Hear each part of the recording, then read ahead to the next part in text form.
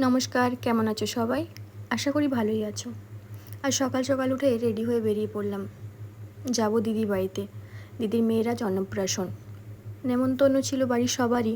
বাবা মায়ের শরীরটা খুব একটা ভালো ছিল না, তাই বলল তোরা দু ভাই বোনই ঘুরে আয়। সেই মতো আমি আর ভাই রেডি হয়ে বেরিয়ে পড়লাম। ওদিকে আমার মামার ছেলেরা আশাইতে দাঁড়িয়ে আছে। ওরা বলল আমাদের সাথেই চলে যাবে, তাই দুজনে একটা গাড়ি না করে দুজনের বাহন নিয়ে বেরিয়ে পড়লাম।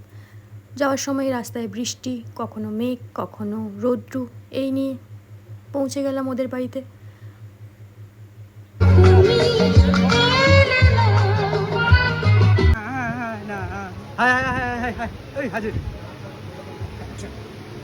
বলে নিই, এ হচ্ছে আমার মাসির ছোট মেয়ে, বড় মাসির ছোট মেয়ে, আর পাশে আমার মামার দুই ছেলে। আর এইদিকে দেখো, আশা থেকে আমাদেরকে তো নতুন দেখেছে, আর যা গরম, ভ্যাপসা টাইপের গরম বৃষ্টির জন্য ওর তো কাঁদাই থামছে না। একটু ফোনটা দেখে একটু থেমেছে, একটু কাঁদে, একটু হাসে। আর এদিকে পরিচয় করিয়ে দিই, এটা আমার বড় মাসি। ওহ, অনেক দিন পরে দেখা হয়েছে তো, তাই ভাইপোদেরকে নিয়ে গল্প আর থামছেই না।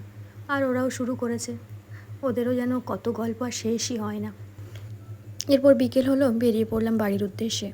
আসলে বেশি কিছু ভিডিও তোলা হয়নি, কারণ পুরনো মানুষদের সাথে অনেক দিন পরে দেখা হয়েছে তো, তাই এত কথা জমেছিল যে শেষই হচ্ছিল না। বাড়ি আসতে ইচ্ছে করছিল না, কিন্তু ওই যে আসতে হবে, তাই চলে এলাম। ওরা অনেক করেই বলছিল থাকার জন্য, কিন্তু আমাদের সেটা সম্ভব ছিল না, তাই বেরিয়ে পড়লাম সেই মেঘ বৃষ্টি নিয়ে।